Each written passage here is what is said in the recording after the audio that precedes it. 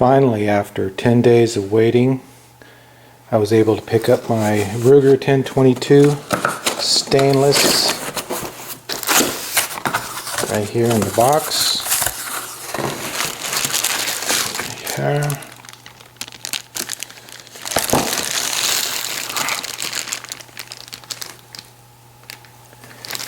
And what I'm going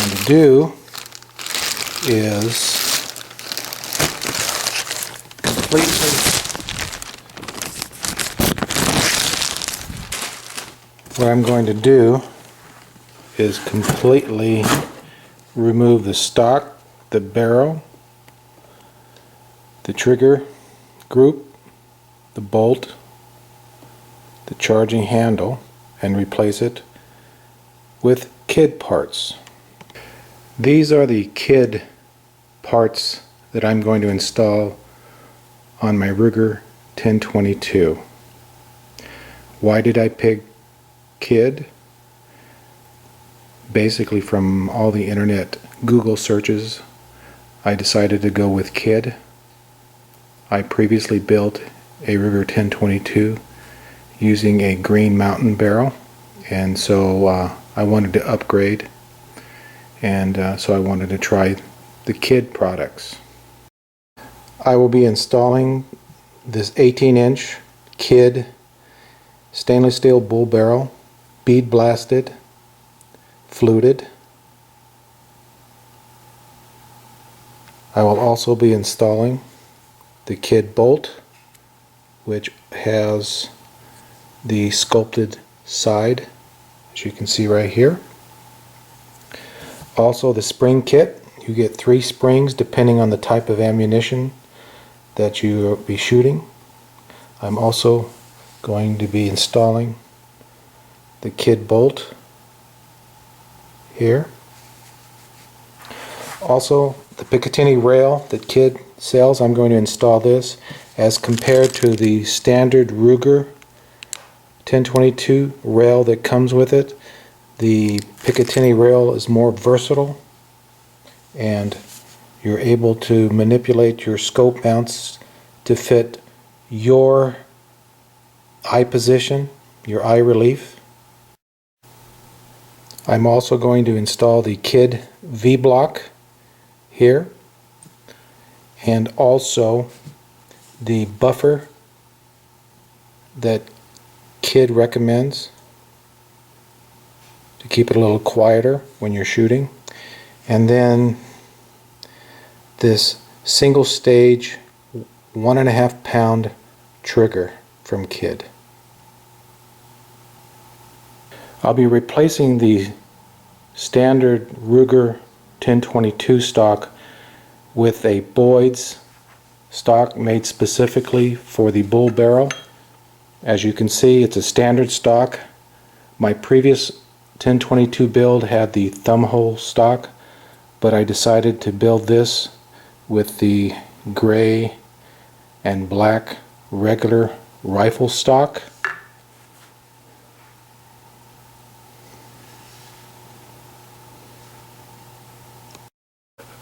To remove the stock, you're going to need a flathead screwdriver and also an Allen wrench. Pretty basic removal. I have removed the barrel brace, released the screw, and now I have popped out the barrel.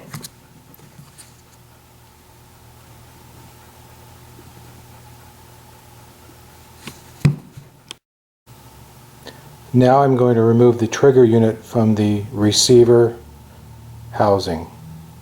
To do that, I have a punch, a brass hammer, and I'm going to remove these 2 pins, making sure that the pins are removed from the ejection side. So I'll turn it over on the side, and then I'm going to use this punch to punch this pin and this pin down, so that will release the trigger group. With the pins popped out, this trigger group just drops from the receiver. In comparing the Kidd trigger group and the OEM Ruger 1022 trigger group, the OEM trigger group housing is all plastic, whereas the Kidd is machined billet aluminum. The next thing I'm going to remove is the bolt assembly, which is this right here. In order to remove it, you have to remove this pin right here. And to do that, you punch this pin outside and pull this all the way back and then lift up on this front portion after it's all the way to the back of the receiver. I can't do it while videotaping because I have one hand on the camera. But there are many illustrations on YouTube as to how to remove that bolt. Here is a comparison of the Kidd bolt versus a brand new Ruger 1022 OEM bolt. The Kidd is highly polished, well machined, and as you can see, this is being videotaped in my garage, so the lighting is not very good, but you can see the imperfections on the bolt face.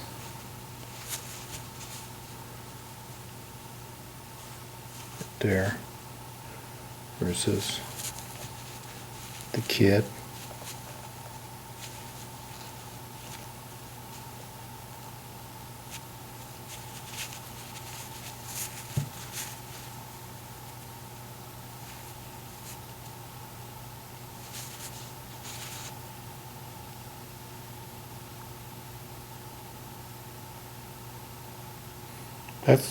That's pretty polished, but that isn't, as you can see.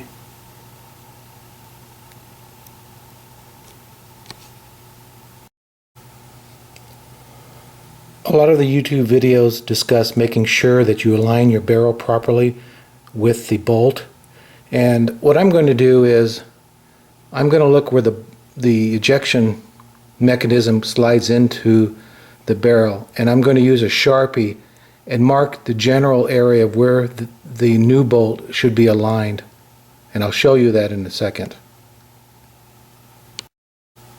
So what I did, I took a marker and marked the upper and lower part of that where the ejection slide goes into, so that when I remove that barrel, when I slide the new barrel in, I can give it a approximate placement location to slide it in.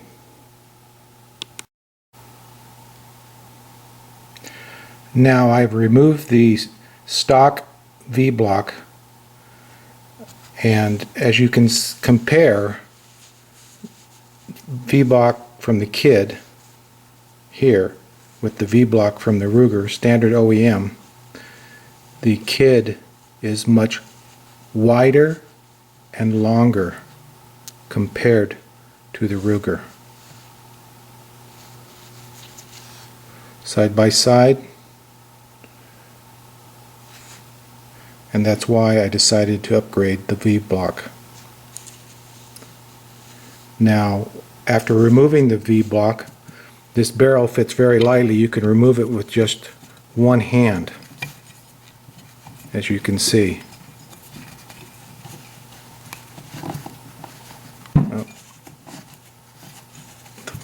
The very back of it is a little bit tough, but there, with one hand, and this is the first time taking it off.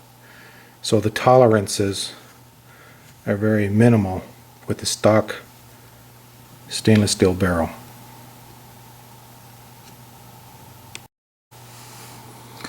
Well, I got the bolt in proper alignment. I added the anti-seize on the barrel itself. I put some anti-seize on this in the inside, and then I put anti-seize all in the inside here. And I know a lot of videos talked about heating the receiver. I didn't have to do that. I basically aligned it with the mark, with the mark on the barrel, and tapped it all the way in. And with the anti-seize, I was off. I wasn't perfect, but I was able to tap the receiver either the left or the right to finally make the ejector, this little pin here, fit right in the middle, and it flows nice and smooth there. Okay, so now what I'm going to do is put the V-block on that Kidd provided, and also their bolts, and then I'm going to put the spring kit underneath the Kidd bolt. Well, it took a little while with that Allen wrench to put on the new Kidd V-block and bolt, but I got it on. Snug fit, not over tight, and Kidd recommends about 10 inch-pounds, and that's about it, just snug. So that's what I did. So now I'm going to put in the new spring, pretty much for I'm going to use probably 36 grain high velocity, so it'll be the medium spring in it. And you've seen various YouTube illustrations of how to install that, so I'm not going to go ahead and do that video. If you watch the Kidd bolt installation, you'll see that the bolt is supposed to just drop down right here. It's supposed to clear this and drop straight down. Mine didn't, so I had to take a file and just barely file this down enough for that bolt to drop straight down in order to put the spring kit on. And with that minor filing adjustment, I'm able to get that new bolt and spring into it. And when I put the bolt here, it won't come out. So that's perfect. It's still, look at that, all the way back. So that's good. Perfect. Now I'm going to put in the Kidd bolt buffer here. So a little hard to get in. Yeah, I'm going to have to do this off camera. To get the rubber bolt stop in, you have to work it into the hole and just start twisting it like so until it gets to the other side, just like so. See how it works all the way to the other side? So that's what you have to do to get that rubber bolt stop. And then what you'll do is you'll take this pin right here and stick it in here all the way through.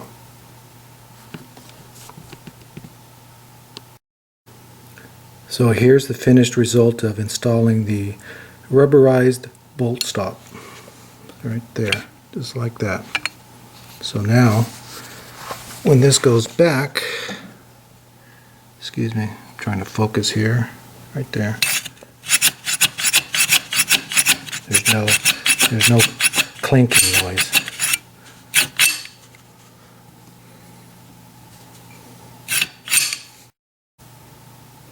Next, I will install the trigger group, the Kidd trigger group, by just placing this inside and using the two pins to set it. There we have the trigger group set with the pins.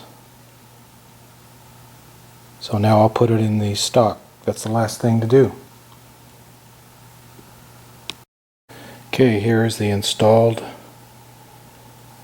Kidd barrel, trigger group, bolt, spring, Boyd stock. The barrel is 18 inches, so it's, my other build was 20 inches, so it's 2 inches shorter.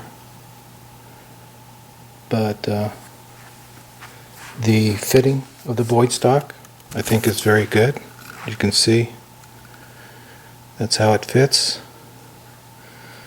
Very tight. I haven't bedded anything.